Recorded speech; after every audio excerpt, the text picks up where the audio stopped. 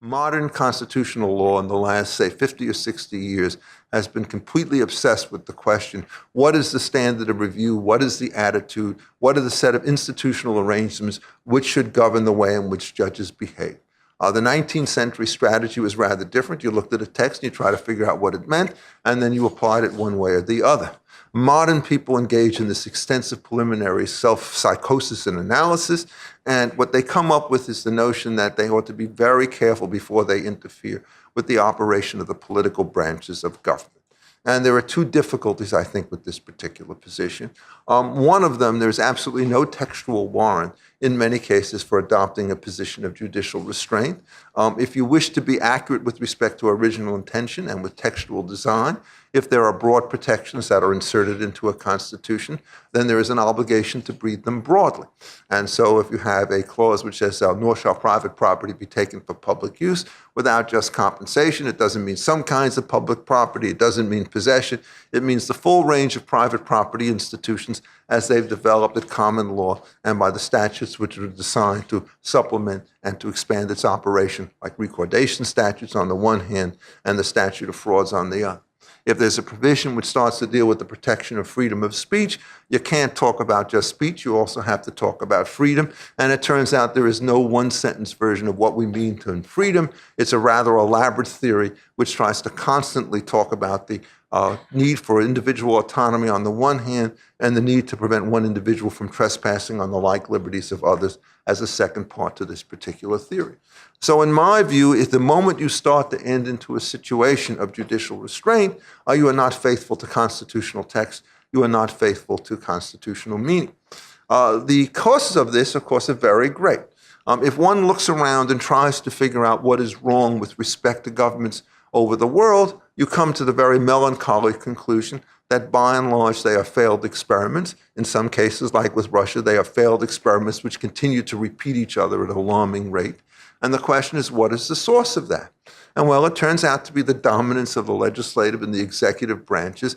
It turns out to be the fact that any rule of law that they promulgate will be binding on the individuals whom they wish to oppress, but any law which is designed to limit their behavior is hopelessly ambiguous and therefore should be given whatever favorable interpretation an ingenious court can be able to identify in the particular case.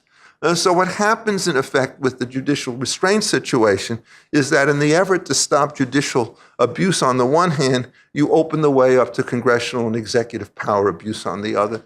And the art of government is not one that shuts down all abuse. You can never do that with a set of institutions so complicated, but you're trying to figure out how you limit the sum of the abuses of three branches of government, and you do not do that by saying, in effect, that the court should stand aside on major constitutional issues and that the legislature and the executive should, in fact, have full branch. To give some explanation as to why it is that this theory actually works when you start to apply it, what I would like to do is to point to a couple of areas in which classical liberal principles have had fairly powerful influence, and then ask yourself whether or not you think that they have had baleful social consequences. One of them is, with the exception of recent stuff on campaign financing, all of the material with respect to freedom of speech is in fact organized along classical liberal lines. We have broad definitions as to what count as speech, including other forms of aggression, rather of expression, not aggression. We have justifications that could limit speech based upon force and fraud. We have fairly sharp limitations on the kind of remedies that could be imposed.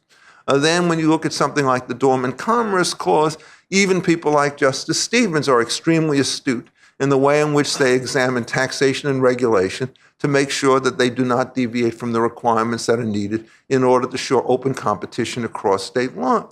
And so the Justice Jackson, who gave us Wickett and Filburn, also gave us some other cases, Hood against Lamont, for example, in which he essentially defends free competition across state lines.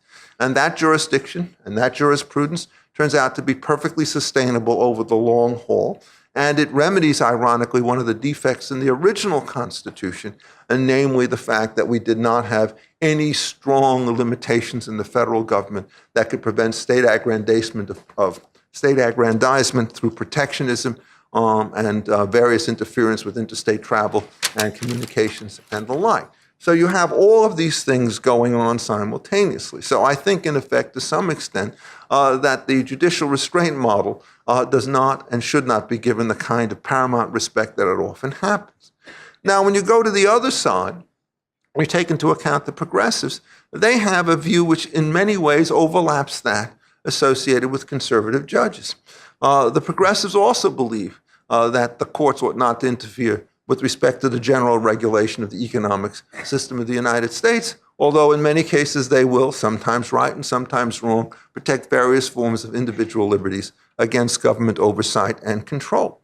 But the difference between them and the judicial restraint types is that most conservative judges support legislation they don't like, whereas most progressive judges support legislation that they do like. And the question is, well, why do they do this? And well, essentially, they believe that the definition of a market failure in many cases is a competitive market. They regard that these things, in fact, create inequality of bargaining power, that they result in massive inequalities of wealth. But what they forget in all of these cases is that the presumption with respect to any voluntary contract is that it produces gains between the parties. The more rapid you could get these transactions going forward, the larger the sum of the gains will be, and that the need to worry about contracts is largely confined to antitrust type risks on the one hand and conspiracy risks to commit violence and fraud and other kinds of things. So the progressives essentially developed a series of strongly anti-competitive institutions through the 1930s, the Motor Vehicle Act, the Fair Labor Standards Act, the Civil Aeronautics Act, the National Labor Relations Act, and so the list goes on. And each and every one of these, it turns out, has sapped the strength of the American country, American Republic, and has made it more difficult for us to grow the nation in a way that solves huge numbers of problems.